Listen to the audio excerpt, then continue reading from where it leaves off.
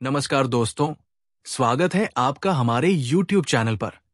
आज हम एक ऐसी किताब के बारे में बात करने जा रहे हैं जो न सिर्फ हमारे मानसिक शांति के लिए बल्कि हमारी पूरी जिंदगी को बदलने का अद्भुत तरीका सिखाती है। द पावर ऑफ नाउ ये किताब, जिसे एकहार्ट टोले ने लिखा है, हमें सिखाती है कि कैसे हम अपने अतीत और भविष्य की चिंता से बाहर निकलकर सिर्फ अब के पल में जी सकते हैं। आज के इस वीडियो में हम आपको इस किताब के महत्वपूर्ण अध्यायों के बारे में बताएंगे और समझाएंगे कि कैसे अब के इस शक्तिशाली पल में जीने से हमारी जिंदगी में शांति, संतुलन और सच्ची खुशी आ सकती है। तो चलिए इस अद्भुत यात्रा की शुरुआत करते हैं और जानते हैं कैसे एकहार्ट टोले हमें सिखाते हैं अब के क्षण की शक्ति को पहचानने का तरीका। चैप्टर 1, आप अपना मन नहीं है। एकहार्ट टोले की किताब द पावर ऑफ नाउ का पहला अध्याय you are not your mind, आप अपना मन नहीं है, हमारे मानसिक पहचान और आत्म जागरूकता के बारे में गहरे सवाल उठाता है। इस अध्याय का मुख्य संदेश ये है कि हम अपने विचारों, भावनाओं और मानसिक स्थिति से परे एक असली अस्तित्व है। हम अक्सर खुद को अपने विचारों और मानसिक प्रक्रियाओं से पहचानते हैं, लेकिन सच्चाई ये है कि हम सिर्फ एक देखने वाला है जो अपने विचारों और भावनाओं को देखता है पर उनका हिस्सा नहीं बनता। टोले इस अध्याय में बताते हैं कि हम अपने मन के दास बनकर नहीं रह सकते। मन में उठने वाले विचार, डर, चिंताएं और तनाव हमसे बाहर की चीजें हैं, न कि हमारा असली अस्तित्व। हम अपने मानसिक प्रवृत्तियों से पूरी तरह जुड़कर अपने आप को खो देते हैं और यही कारण है कि हम मानसिक शांति से दूर रहते हैं। टोले हमें ये सिखाते हैं कि जब हम अपने मन से अपनी असली पहचान को अलग कर लेते हैं तो हम आत्मज्ञान और शांति की ओर बढ़ सकते हैं। ये अध्याय हमें ये समझाता है कि हम अपनी मानसिक पहचान के बजाय अपनी साक्षी, विटनेस या जागरूकता को पहचानें। हमारी असली पहचान हम के रूप में है जो मानसिक और शारीरिक प्रक्रियाओं से परे है। जैसे जैसे हम अपने मन को देखने का अभ्यास करते हैं, हम ये महसूस करने लगते हैं कि हम अपने विचारों और भावनाओं से कहीं ऊपर हैं। मन को अपनी असली पहचान मानना हमें अंदर से असंतुलित और परेशान कर सकता है, लेकिन जब हम इसे एक उपकरण के रूप में देखें जो केवल जानकारी का आदान प्रदान करता है, तो हम इसका सही उपयोग कर सकते हैं। टोले के अनुसार ये पहचान हमें अब के पल में रहने की शक्ति देती है, क्योंकि जब हम अपने विचारों से बाहर निकलते हैं, हम पूरी तरह से वर्तमान क्षण में होते हैं, जो वास्तविक जीवन का अनुभव है। इस प्रकार पहला अध्याय हमें यह समझने में मदद करता है कि हमें अपने विचारों और मानसिक स्थिति से बाहर आकर अपनी असली चेतना और साक्षी अवस्था को पहचानने की आवश्यकता है, जिससे हम जीवन के हर पल को पूरी तरह से जी सकते हैं। चैप्टर 2, चेतना, पीड़ा से बाहर निकलने का रास्ता। द पावर ऑफ नाउ का दूसरा अध्याय consciousness, the way out of pain, चेतना, पीड़ा से बाहर निकलने का रास्ता, हमें यह समझाने की कोशिश करता है कि हमारे मानसिक और शारीरिक कष्टों का मुख्य कारण हमारे अतीत और भविष्य से जुड़ी मानसिक प्रक्रियाएं। टोले हमें यह सिखाते हैं कि यदि हम अपनी चेतना को वर्तमान क्षण पर केंद्रित कर लें, तो हम अपनी पीड़ा और मानसिक तनाव से मुक्ति पा सकते हैं। इस अध्याय में टोले ने बताया कि ज्यादातर लोग अपने अतीत और भविष्य की यादों और चिंताओं में उलझे रहते हैं, और यही मानसिक उलझने हमारे दुख और पीड़ा का कारण बनती है। जब हम अतीत में हुए कष्टों को पुनः जीते हैं या भविष्य में आने वाली समस्याओं के बारे में चिंता करते हैं, तो हम वर्तमान क्षण से बाहर हो जाते हैं, जिससे हमारी मानसिक स्थिति में विकार उत्पन्न होते हैं। इस मानसिक तनाव और अवसाद से बाहर निकलने का एकमात्र तरीका है अपने चेतन मन को वर्तमान पल में केंद्रित करना। टोले का मानना है कि जब हम पूरी तरह से वर्तमान क्षण पर ध्यान केंद्रित करते हैं और उसे महसूस करते हैं, तो हमारा मन शांत हो जाता है। ये शांति हमें भीतर से सुकून और संतुलन देती है। इसके लिए हमें अपने मन के विचारों से खुद को अलग करना होगा और साक्षी, विटनेस की तरह उन्हें देखना होगा। जब हम अपने विचारों और भावनाओं से अपनी पहचान नहीं जोड़ते, तो हम उस मानसिक पीड़ा से बाहर निकल सकते हैं जो हमारे मन में चलती रहती है। मनुष्य का मन हमेशा भविष्य की चिंता, अतीत की यादों या भविष्य की कल्पनाओं में खो जाता है। ये विचारों का लगातार प्रवाह हमें शांति और सुकून से दूर करता है। टोले का कहना है कि ये प्रवृत्ति हमारे लिए एक तरह की मानसिक जेल की तरह काम करती है, जहां हम खुद को बंद महसूस करते हैं। लेकिन जब हम इस प्रवृत्ति से बाहर निकलते हैं और सिर्फ अब के पल में रहते हैं, तो हम उस मानसिक जेल से मुक्ति पा सकते हैं। इस अध्याय में टोले ने यह भी बताया कि मानसिक पीड़ा सिर्फ हमारे विचारों के परिणाम स्वरूप नहीं होती, बल्कि ये हमारे शरीर में भी गहरे रूप से जुड़ी होती है। हमारे शरीर में तनाव, घबराहट और अवसाद का अनुभव भी हमारे मन के विचारों का प्रतिकृति होता है। जब हम अपने शरीर की इस तनावपूर्ण अवस्था को पहचानते हैं और उसे देखते हैं, तो हम उस पीड़ा को कम करने में सक्षम हो सकते हैं।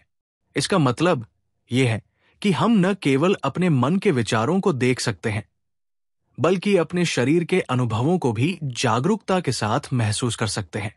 टोले का मुख्य संदेश है कि यदि हम अपने जीवन में शांति और सुख चाहते हैं, तो हमें अपने मानसिक विचारों और भावनाओं से परे जाकर चेतना की उच्च अवस्था में रहना होगा। जब हम वर्तमान क्षण को पूरी तरह से महसूस करते हैं और अपने मानसिक और शारीरिक अनुभवों को साक्षी भाव से देखते हैं, तो हम उस पीड़ा से बाहर निकल सकते हैं जो हमें मानसिक और शारीरिक रूप से परेशान करती है। इस प्रकार इस अध्याय में टोले ने यह सिखाया कि अपनी चेतना को वर्तमान पर केंद्रित कर और अपनी मानसिक अवस्थाओं से परे जाकर हम अपने जीवन में शांति और सुकून पा सकते हैं। चैप्टर 3, अब में गहरे उतरना। द पावर ऑफ नाउ के तीसरे अध्याय का नाम है moving deeply into the now, अब में गहरे उतरना, जिसमें एखार्ट टोले हमें यह समझाने का प्रयास करते हैं कि हम अपने जीवन में अब के पल को कैसे पूरी तरह से महसूस और अनुभव कर सकते हैं। उनका कहना है कि वास्तविक शांति और खुशी सिर्फ वर्तमान क्षण में ही पाई जा सकती है, और इसके लिए हमें मानसिक विकारों, अतीत की यादों और भविष्य की चिंताओं से बाहर निकलकर सिर्फ वर्तमान में जीने की कला सीखनी होती है।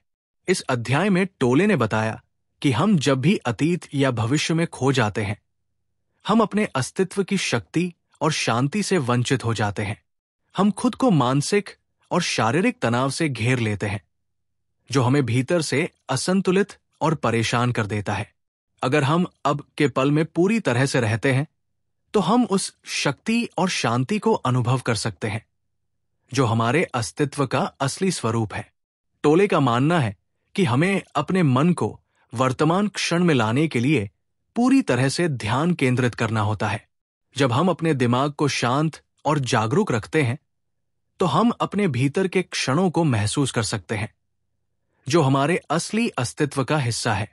उनका कहना है कि अगर हम केवल अपने विचारों और भावनाओं पर ध्यान देंगे, तो हम हमेशा मानसिक उलझनों और तनावों में घिरे रहेंगे।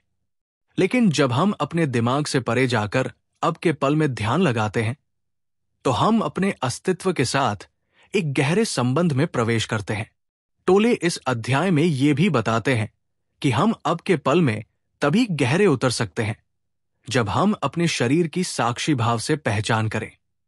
यह न केवल मानसिक शांति प्राप्त करने का तरीका है, बल्कि शरीर की वास्तविकता से जुड़ने का भी एक तरीका है। जब हम अपने शरीर को महसूस करते हैं और उसमें घेरने वाली ऊर्जा को समझते हैं, तो हम शरीर और मन के बीच के भेद को खत्म कर सकते हैं और पूरी तरह से अब के अनुभव में घुल सकते हैं। उन्होंने ये भी बताया कि अपने मन को अब में लाना कोई साधारण कार्य नहीं है। इसके लिए हमें निरंतर अभ्यास की आवश्यकता होती है। ये शांति और जागरूकता का अनुभव हमें धीरे धीरे और लगातार करना पड़ता है, क्योंकि हमारे मन का स्वभाव हमेशा अतीत या भविष्य में खो जाने का होता है। लेकिन जब हम अपने दिमाग के विचारों को नियंत्रित करना सीखते हैं और सिर्फ वर्तमान में जीते हैं, तो हमें एक ऐसी संतुलित अवस्था मिलती है जिसमें मानसिक शांति और खुशी दोनों पाई जाती है।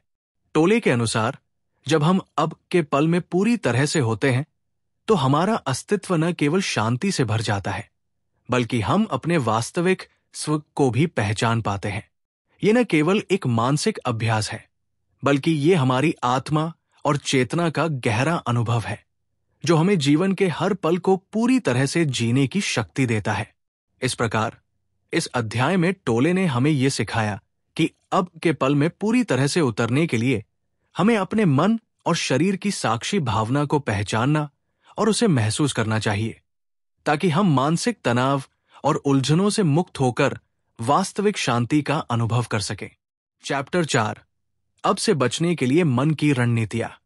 द पावर ऑफ नाउ के चौथे अध्याय, mind strategies for avoiding the now, अब से बचने के लिए मन की रणनीतियां, में एकहार्ट टोले ने यह बताया है कि हमारा मन हमेशा हमें वर्तमान पल से बाहर खींचने की कोशिश करता है। वो हमें अतीत की यादों में डूबने या भविष्य की चिंताओं में फंसने के लिए प्रेरित करता है। इस अध्याय में टोले ने उन मानसिक रणनीतियों को समझाया है जो हमें वर्तमान क्षण से बचने और उसे नकारने के लिए अपनानी पड़ती है, और हमें यह दिखाया है कि हम कैसे इन रणनीतियों से बाहर निकल सकते हैं। टोले का मानना है कि हमारा मन स्वभाव से विचलित होता है और हमेशा कुछ न कुछ सोचने या कल्पना करने की स्थिति में रहता है। ये मानसिक प्रवृत्ति हमें अब के पल से दूर कर देती है और हम या तो अतीत की गलतियों में खो जाते हैं या भविष्य की चिंताओं में। हमारा मन ये मानता है कि अभी कुछ और करने की जरूरत है या कुछ और सोचने की जरूरत है, जिससे हम सच्चे शांति और संतुलन से दूर हो जाते हैं। टोले ने कुछ मुख्य मानसिक रणनीतियां बताई हैं जिनका उपयोग मन वर्तमान पल से बचने के लिए करता है। सोचने की आदत। हम अपनी सोच को नियंत्रित नहीं कर पाते और ये सोचे बिना नहीं रह पाते। जब हम किसी विचार में खो जाते हैं तो हम अब के पल को महसूस नहीं कर पाते। मन हमेशा नए विचारों, योजनाओं या समस्याओं के बारे में सोचता रहता है, जिससे हम वर्तमान से बाहर हो जाते हैं। अतीत और भविष्य की चिंताएं। हमारा मन अतीत की गलतियों और भविष्य की अनिश्चितताओं में उलझा रहता है। अतीत में किए गए कार्यों पर पछतावा और भविष्य में आने वाली समस्याओं का डर हमें हमेशा वर्तमान से दूर करता है। ये सोच हमें मानसिक तनाव और चिंता का शिकार बना देती है। व्यस्त रहना। कभी कभी हम अपने आप को शारीरिक या मानसिक रूप से इतना व्यस्त कर लेते हैं कि अब के पल को महसूस करने का समय ही नहीं मिलता। ये व्यस्तता एक बचाव तंत्र के रूप में काम करती है, जिससे हम अपनी आंतरिक शांति को नकारते हैं और बाहरी गतिविधियों में खो जाते हैं। भावनात्मक संघर्ष। मन का एक और तरीका है भावनाओं के साथ खेलना। जब हम गुस्सा, चिंता या निराशा महसूस करते हैं तो हम इन भावनाओं में खो जाते हैं और उन्हें अपनी पहचान मान लेते हैं।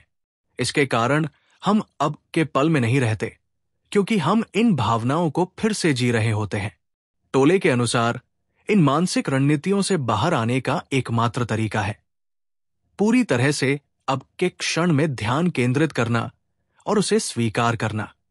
जब हम अपने विचारों और भावनाओं को साक्षी भाव से देखते हैं तो हम उन पर नियंत्रण पा सकते हैं और उन्हें पहचानने में सक्षम होते हैं, बजाय इसके कि हम उनका हिस्सा बन जाएं। टोले का कहना है कि हमें अपने मन को एक उपकरण के रूप में इस्तेमाल करना चाहिए, न कि इसे अपनी पहचान समझना चाहिए। मन को सिर्फ विचारों और भावनाओं की पहचान नहीं बनने देना चाहिए, क्योंकि ये हमें हमारे वास्तविक अस्तित्व से दूर कर सकता है। अब के पल में रहने से हमें हमारे अस्तित्व की शांति और वास्तविकता का अनुभव होता है, जो हमारी मानसिक पीड़ा और तनाव को समाप्त कर सकता है। इस प्रकार इस अध्याय में टोले ने हमें यह सिखाया कि मन हमें हमेशा अब से बचने के लिए विभिन्न रणनीतियां अपनाता है, लेकिन अगर हम इन रणनीतियों को पहचान कर उन्हें चुनौती देते हैं और अपने मन को वर्तमान पर केंद्रित रखते हैं, तो हम अपनी मानसिक शांति और संतुलन को पा सकते हैं। चैप्टर 5, उपस्थिति की अवस्था। द पावर ऑफ नाउ के 5वें अध्याय का नाम है द स्टेट ऑफ प्रेजेंस, उपस्थिति की अवस्था, जिसमें एकहार्ट टोले ने हमें उपस्थिति या प्रेजेंस की वास्तविकता को समझाया है। ये अध्याय हमें यह सिखाता है कि वास्तविक शांति, संतुलन और आनंद सिर्फ वर्तमान क्षण में पूरी तरह से उपस्थित होकर ही प्राप्त किया जा सकता है। जब हम पूरी तरह से वर्तमान में होते हैं, तब हम अपने मानसिक विकारों, अतीत की चिंताओं और भविष्य की अनिश्चितताओं से बाहर निकलकर एक गहरे शांति के अनुभव में प्रवेश करते हैं। टोले के अनुसार उपस्थिति का मतलब है अब के पल में पूरी तरह से जागरूक और सचेत होना। यह किसी बाहरी घटना या विचार से जुड़ा नहीं होता, बल्कि ये एक आंतरिक स्थिति होती है जहां हम अपने पूरे अस्तित्व के साथ इस पल को जीते हैं। जब हम इस अवस्था में होते हैं तो हम किसी भी बाहरी परिस्थितियों, विचारों या भावनाओं से प्रभावित नहीं होते। हम सिर्फ हाँ कहते हैं उस पल को जैसे वो है। टोले ने बताया कि ज्यादातर लोग अपने मन के विचारों और भावनाओं में इतने खो जाते हैं कि वे पूरी तरह से वर्तमान क्षण से बाहर हो जाते हैं। हम अपने सोचने के तरीके से जीवन का अनुभव करते हैं, जो हमें अतीत और भविष्य में खो जाने की स्थिति में डालता है। इसका मतलब यह है कि हम अक्सर अपने मानसिक हालात, भावनाओं और घटनाओं से बंधे रहते हैं, जिससे हमारी आंतरिक शांति और संतुलन टूट जाता है। लेकिन जब हम अब के पल में पूरी तरह से होते हैं, तो हम मानसिक तनाव और विचारों के प्रभाव से मुक्त हो जाते हैं।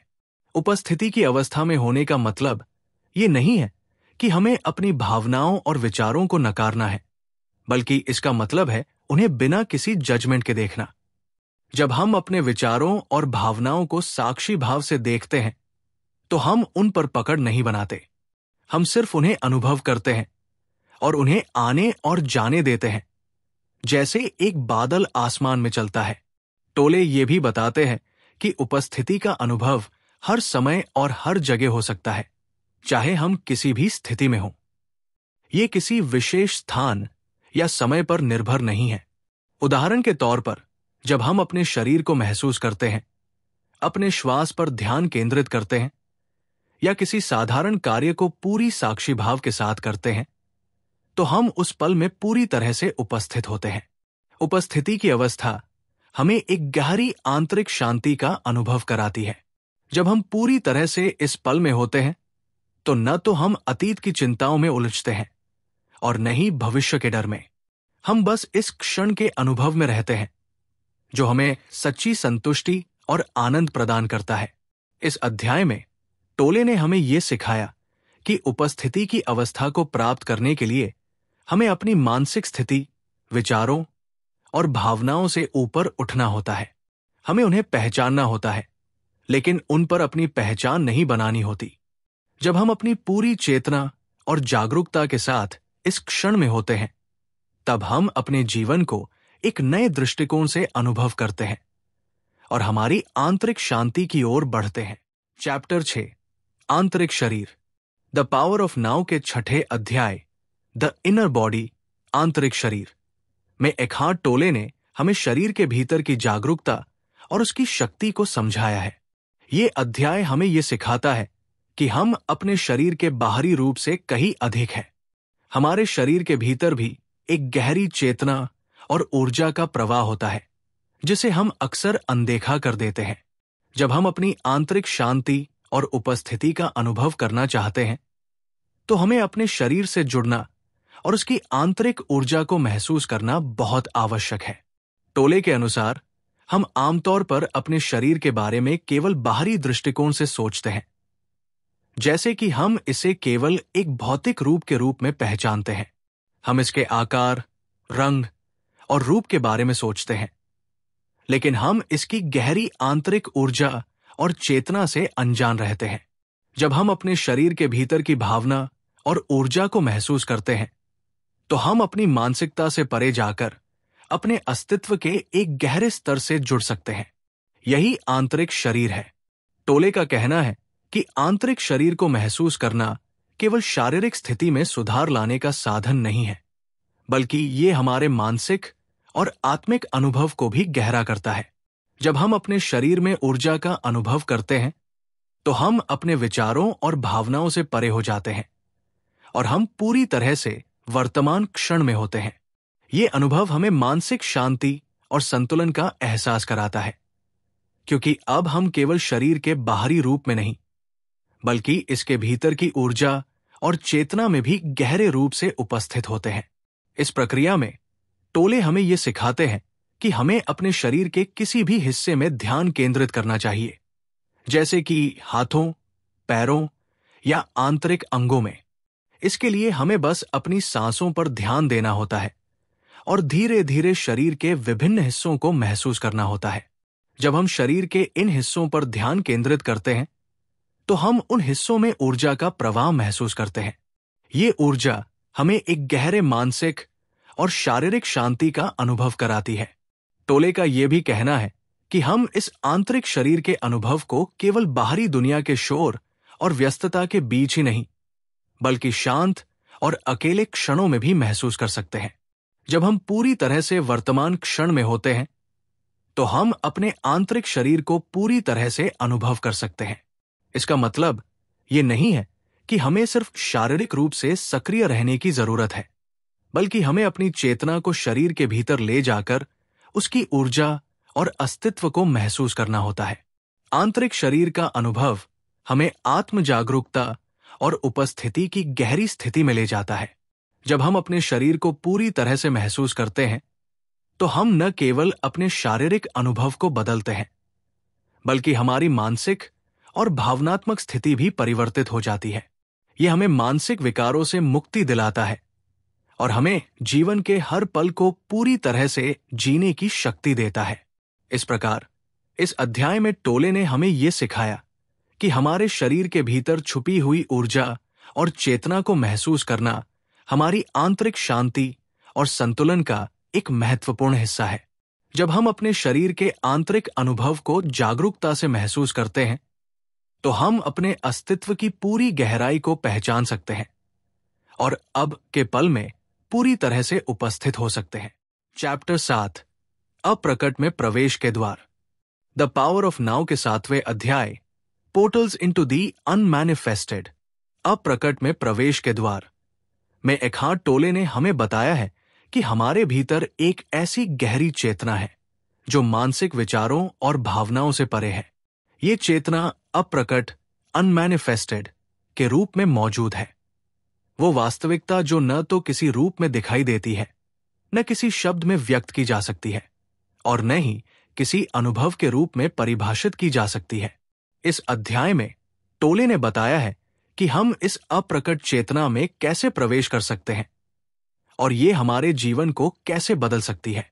टोले का कहना है कि हमारी मानसिकता और बाहरी दुनिया के प्रभाव से परे एक गहरी अवस्था है जिसे हम केवल अपने भीतर की गहरी चुप और शांति में महसूस कर सकते हैं। ये अप्रकट चेतना हमारी वास्तविक प्रकृति है और ये वो स्थान है जहां हमें सच्ची शांति, प्रेम और आनंद का अनुभव होता है। लेकिन ये चेतना केवल तभी प्रकट होती है जब हम पूरी तरह से अब के क्षण में उपस्थित होते हैं और अपने मानसिक विचारों से परे चले जाते हैं।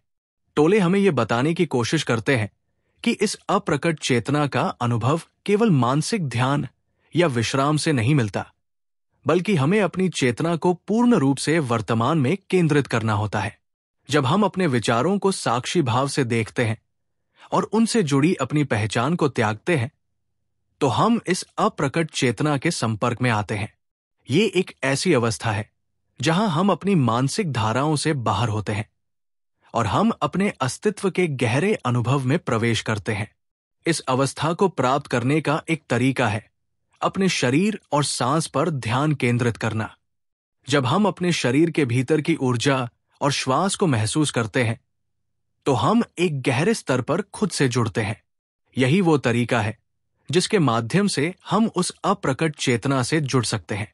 जब हम अपने शरीर और सांस के अनुभव में पूरी तरह से होते हैं तो हमारे मानसिक विचार मंद हो जाते हैं और हम अप्रकट चेतना के उस गहरे स्तर पर पहुंचते हैं जो पूर्ण शांति और जागरूकता से भरा होता है।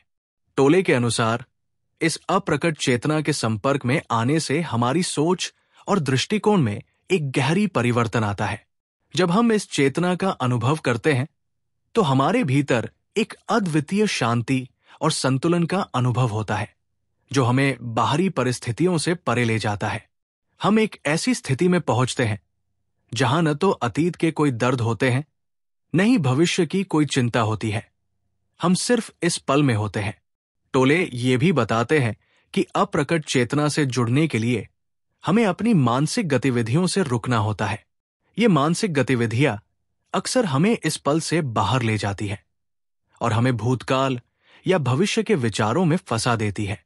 जब हम इन गतिविधियों को पहचानते हैं और उनसे परे हो जाते हैं, तब हम इस अप्रकट चेतना के द्वार में प्रवेश करते हैं। इस अध्याय में टोले ने यह सिखाया कि अप्रकट चेतना एक गहरी अवस्था है जिसमें हम अपनी वास्तविकता और अस्तित्व को पहचान सकते हैं। जब हम इस चेतना से जुड़ते हैं तो हम पूरी तरह से वर्तमान क्षण में होते हैं और हमें सच्ची शांति और संतुलन का अनुभव होता है। ये अवस्था हमें हमारे मानसिक विचारों, भावनाओं और बाहरी दुनिया से परे ले जाती है और हम अपनी आत्मा के वास्तविक स्वरूप को महसूस कर सकते हैं। चैप्टर 8, प्रबुद्ध संबंध। द पावर ऑफ नाउ के 7वें अध्याय एनलाइटेंड रिलेशनशिप्स, प्रबुद्ध संबंध में एकहार्ट टोले ने यह बताया है कि प्रबुद्धता केवल व्यक्तिगत स्तर पर नहीं बल्कि हमारे रिश्तों में भी समाहित हो सकती है। टोले का मानना है कि जब हम अपने अंदर की शांति और जागरूकता को पहचानते हैं तो ये हमारे संबंधों को भी बदल सकता है। वो हमें ये सिखाते हैं कि एक प्रबुद्ध संबंध वो होता है जिसमें दोनों व्यक्ति अपने वास्तविक स्वभाव को पहचानते हैं और एक दूसरे के साथ संबंधों में पूरी तरह से उपस्थित होते हैं। टोले के अनुसार हमारे अधिकांश रिश्ते बाहरी स्तर पर एक दूसरे के विचारों, अहंकारों और अपेक्षाओं पर आधारित होते हैं। हम अपनी मानसिक धाराओं और आंतरिक संघर्षों को रिश्तों में लाते हैं जिससे हम एक दूसरे से सच्चे रूप में नहीं जुड़ पाते। अधिकांश रिश्तों में हम अपनी उम्मीदों, भावनाओं और आवश्यकताओं को दूसरों पर थोपते हैं और जब वे हमारी अपेक्षाओं पर खरे नहीं उतरते तो हम दर्द और कष्ट का अनुभव करते हैं। यही कारण है कि हमारे संबंध अक्सर असंतुलित और तनावपूर्ण होते हैं। टोले का कहना है कि प्रबुद्ध संबंध तब बनते हैं जब हम पूरी तरह से अब के क्षण में होते हैं और अपने मानसिक विचारों, भावनाओं और अहंकार से ऊपर उठते हैं। जब हम अपने अहंकार को पहचानकर उसे त्यागते हैं तो हम एक दूसरे से गहरे स्तर पर जुड़ सकते हैं। प्रबुद्ध रिश्ते में दो लोग एक दूसरे के साथ पूरी उपस्थिति में होते हैं। वे केवल एक दूसरे के विचारों और व्यवहारों का निरीक्षण नहीं करते बल्कि वे एक दूसरे की वास्तविकता को महसूस करते हैं। प्रबुद्ध संबंधों में एक महत्वपूर्ण तत्व यह है कि दोनों व्यक्ति अपने भीतर की शांति और संतुलन से जुड़े होते हैं। जब हम अपने भीतर के शांति और प्रेम को पहचानते हैं तो हम उसे अपने रिश्तों में भी लाते हैं। यह हमें न केवल दूसरों को समझने और स्वीकारने की क्षमता देता है बल्कि हम दूसरों के साथ सच्चे और निर्मल संबंध बना सकते हैं। ऐसे रिश्तों में कोई प्रतिस्पर्धा, घृणा या नफरत नहीं होती, केवल सामंजस्य, समझ और प्रेम होता है। टोले का यह भी कहना है कि एक प्रबुद्ध संबंध में दोनों व्यक्ति एक दूसरे को बिना शर्त स्वीकार करते हैं। यहां न तो कोई निर्णय लेने की स्थिति होती है और न ही किसी को बदलने की जरूरत होती है। हम एक दूसरे को जैसे हैं वैसे ही स्वीकार करते हैं और यही सच्चे संबंध की नींव होती है। जब हम अपने साथी को बिना किसी मानसिक दुराव के स्वीकारते हैं तो हमारा रिश्ता गहरे स्तर पर जुड़ता है और उसमें स्थायी शांति आती है। इस अध्याय में टोले ने हमें यह बताया कि प्रबुद्ध रिश्तों का मुख्य गुण यह है कि हम अपने अहंकार से परे रहते हुए एक दूसरे से जुड़ते हैं। जब हम अपने भीतर की शांति और जागरूकता से जुड़े होते हैं तो हम अपने रिश्तों को भी सच्चे प्रेम और समझ के साथ निभा सकते हैं। ऐसे संबंध हमें मानसिक तनाव, बुरा प्रभाव और गलतफहमियों से मुक्त करते हैं और हमें अपने वास्तविक स्वभाव को महसूस करने का अवसर देते हैं। टोले का यह संदेश है कि प्रबुद्ध रिश्तों में दोनों व्यक्ति मानसिक तनावों और अपेक्षाओं से मुक्त होकर एक दूसरे के साथ शांति और प्रेम से जुड़ते हैं। यह हमारे जीवन को न केवल गहरे संबंधों का अनुभव कराता है बल्कि हमें अपने अस्तित्व के उच्चतम रूप में रहने की प्रेरणा भी देता है। चैप्टर 9, खुशी और दुख से परे शांति है। द पावर ऑफ नाउ के 9वें अध्याय beyond happiness and unhappiness there is peace, खुशी और दुख से परे शांति है, में एखार्ट टोले ने यह समझाया है कि खुशी और दुख दोनों ही मानसिक स्थितियां हैं जो बाहरी परिस्थितियों और हमारे विचारों पर निर्भर होती है। वो हमें यह सिखाते हैं कि इन दोनों से परे एक गहरी शांति की अवस्था मौजूद है जो हमारे भीतर छिपी हुई है। ये शांति न तो खुशी की तरह अस्थायी होती है, न ही दुख की तरह अवसादित। ये एक स्थिर और निरंतर अवस्था है जिसे हम तब अनुभव करते हैं जब हम पूरी तरह से अब के पल में होते हैं और अपने मानसिक संघर्षों से बाहर होते हैं।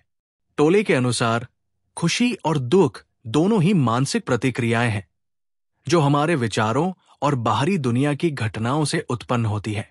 खुशी अक्सर तब आती है जब हम किसी बाहरी परिस्थिति को अपनी अपेक्षाओं के अनुसार पाते हैं, और दुख तब होता है जब हमारी इच्छाएं पूरी नहीं होती।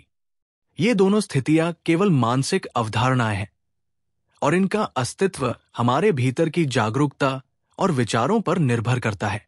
जब हम किसी स्थिति या व्यक्ति से अपनी खुशी जोड़ते हैं तो हम अपने भीतर की आंतरिक शांति को खो देते हैं, क्योंकि हमारी खुशी बाहरी चीजों से जुड़ी होती है। इसी तरह दुख भी हमारे भीतर के मानसिक संघर्षों का परिणाम है। टोले का कहना है कि जब हम पूरी तरह से वर्तमान क्षण में होते हैं तो हम इन मानसिक स्थितियों से मुक्त हो जाते हैं। खुशी और दुख से परे जो शांति है वो हमारी असली प्रकृति है। ये शांति न तो कोई भावनात्मक स्थिति है, नहीं ये किसी बाहरी परिस्थिति पर निर्भर है। जब हम अब के पल में होते हैं और अपने विचारों से परे होते हैं तो हम इस गहरी शांति का अनुभव कर सकते हैं। ये शांति हमें बाहरी दुनिया के उतार चढ़ाव से मुक्त करती है और हमें मानसिक स्थिरता और संतुलन प्रदान करती है। टोले ने यह भी बताया कि जब हम अपने अहंकार और मानसिक विचारों से परे होते हैं तब हम इस शांति का अनुभव कर सकते हैं। अहंकार हमें अपने विचारों, भावनाओं और अनुभवों से जोड़ता है और हमें यह विश्वास दिलाता है कि हमारी खुशी और दुख हमारे बाहरी संसार से आते हैं।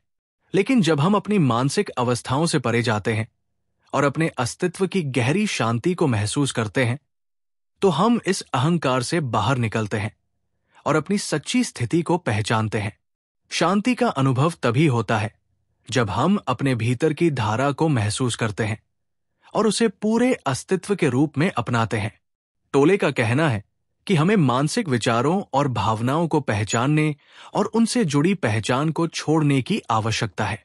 जब हम अपने विचारों से बाहर होते हैं और इस क्षण में रहते हैं तब हम अपनी आंतरिक शांति को महसूस करते हैं जो स्थायी और निर्विवाद होती है। इस अध्याय में टोले ने यह समझाया कि खुशी और दुख दोनों ही अस्थायी और मानसिक स्थितियां हैं, जबकि शांति एक स्थिर, निरंतर और गहरी अवस्था है। जब हम वर्तमान क्षण में पूरी तरह से उपस्थित होते हैं तो हम अपनी आंतरिक शांति को अनुभव करते हैं जो किसी भी बाहरी परिस्थिति से प्रभावित नहीं होती। यही सच्ची शांति है और इसे प्राप्त करने का मार्ग केवल अब के पल में उपस्थित होने से है। चैप्टर 10 समर्पण का अर्थ, द पावर ऑफ नाउ के 10वें अध्याय द मीनिंग ऑफ सरेंडर, समर्पण का अर्थ में एखार्ट टोले ने समर्पण के गहरे अर्थ को समझाया है। समर्पण को अक्सर कमजोरी या हार के रूप में देखा जाता है, लेकिन टोले के दृष्टिकोण में समर्पण एक अत्यधिक शक्तिशाली और जागरूक क्रिया है जो हमें आंतरिक शांति और संतुलन प्राप्त करने में मदद करती है। ये अध्याय हमें सिखाता है कि जब हम अपने अहंकार और मानसिक संघर्षों को छोड़ देते हैं तब हम असली शांति और आत्मज्ञान को प्राप्त करते हैं। समर्पण का मतलब किसी बाहरी शक्ति के सामने झुकना नहीं है, बल्कि ये अपनी मानसिक अवस्थाओं, इच्छाओं और संघर्षों को स्वीकार करना और उन्हें बिना प्रतिरोध के होने देना है। टोले के अनुसार समर्पण का अर्थ ये नहीं है कि हम अपने जीवन को परिस्थितियों के सामने पूरी तरह से छोड़ दें या हर चीज को अपनी किस्मत पर छोड़ दें, बल्कि समर्पण का असली अर्थ ये है कि हम अपने मानसिक संघर्षों, विचारों और भावनाओं को पहचान कर उनसे रुक जाएं। हम अपनी मानसिक स्थितियों के प्रति प्रतिरोध करना छोड़ देते हैं और जो भी इस क्षण में हो रहा है उसे स्वीकार करते हैं। समर्पण तब होता है जब हम अब के पल को पूरी तरह से गले लगाते हैं और अपने मानसिक संघर्षों को छोड़ देते हैं, चाहे वो दुख हो, चिंता हो या कोई और नकारात्मक भावना। टोले ने यह भी स्पष्ट किया है कि समर्पण एक मानसिक अवस्था है जो हमें बाहरी दुनिया और हमारे विचारों से परे ले जाती है। जब हम समर्पण करते हैं तो हम अपने भीतर की शांति को महसूस करते हैं और मानसिक शोर से मुक्त होते हैं। हम अपनी वास्तविकता को समझने लगते हैं और किसी भी परिस्थिति या विचार को अपने अस्तित्व का हिस्सा नहीं मानते। समर्पण का मतलब है अपनी वर्तमान स्थिति को पूरी तरह से स्वीकार करना और उसे बदलने या उससे बचने के लिए संघर्ष नहीं करना। टोले का कहना है कि हम अक्सर बाहरी दुनिया में बदलाव की कोशिश करते हैं ताकि हम अपनी आंतरिक शांति को पा सकें, लेकिन असली शांति तब प्राप्त होती है जब हम बाहरी घटनाओं से अपनी पहचान को हटा देते हैं और अपने भीतर के वर्तमान क्षण को पूरी तरह से अपनाते हैं। समर्पण का ये अर्थ नहीं है कि हम अपने जीवन में आने वाली समस्याओं या चुनौतियों से भाग जाएं, बल्कि इसका मतलब है कि हम उन चुनौतियों का सामना पूरी तरह से जागरूकता और बिना किसी प्रतिरोध के करें। समर्पण की शक्ति तब महसूस होती है जब हम मानसिक संघर्षों को छोड़ देते हैं और हमारे अंदर की शांति और जागरूकता से जुड़ते हैं। ये हमें अपने जीवन में एक नई दृष्टि और संतुलन प्रदान करता है। समर्पण से हम अपनी इच्छाओं और अपेक्षाओं को त्यागते हैं और उस अवस्था में पहुंचते हैं जहां हम जो भी हो रहा है उसे स्वीकार करते हैं बिना किसी मानसिक दबाव के। यही वो स्थिति है जहां हम शांति और संतुलन का अनुभव करते हैं और हमारी आत्मा अपने वास्तविक रूप में प्रकट होती है। इस प्रकार द मीनिंग ऑफ सरेंडर अध्याय में टोले ने हमें यह सिखाया कि समर्पण केवल मानसिक स्थिति है जो हमें आंतरिक शांति और संतुलन प्राप्त करने में मदद करती है। ये किसी बाहरी शक्ति के सामने झुकने का अर्थ नहीं है, बल्कि ये अपने मानसिक संघर्षों और अहंकार से परे जाने का एक तरीका है ताकि हम अपनी वास्तविकता और शांति को महसूस कर सकें। समर्पण का ये गहरा अर्थ हमारी मानसिक और आत्मिक शांति को स्थिर करता है और हम जीवन के हर पल में जागरूक रहते हुए उसे पूरी तरह से जी सकते हैं। इस प्रकार द पावर ऑफ नाउ का हर अध्याय हमें एक गहरी जागरूकता और शांति की ओर मार्गदर्शन करता है। हम जब अपने मानसिक संघर्षों से परे जाते हैं और वर्तमान क्षण को पूरी तरह से अपनाते हैं तो हम अपनी सच्ची शांति और संतुलन को महसूस करते हैं। एखार्ट टोले ने हमें यह सिखाया है कि हमारे जीवन का असली उद्देश्य बाहरी घटनाओं या मानसिक अवस्थाओं से नहीं, बल्कि हमारे भीतर की गहरी शांति से जुड़ा हुआ है। अगर आपको यह वीडियो और इस किताब के संदेश को पसंद आया हो तो कृपया इसे लाइक करें, शेयर करें और हमारे चैनल को सब्सक्राइब करना न भूलें। इससे आपको और भी ऐसे प्रेरणादायक और जागरूकता बढ़ाने वाले वीडियो मिलते रहेंगे। धन्यवाद और याद रखें, अब के इस पल को पूरी तरह से जीने का प्रयास करें।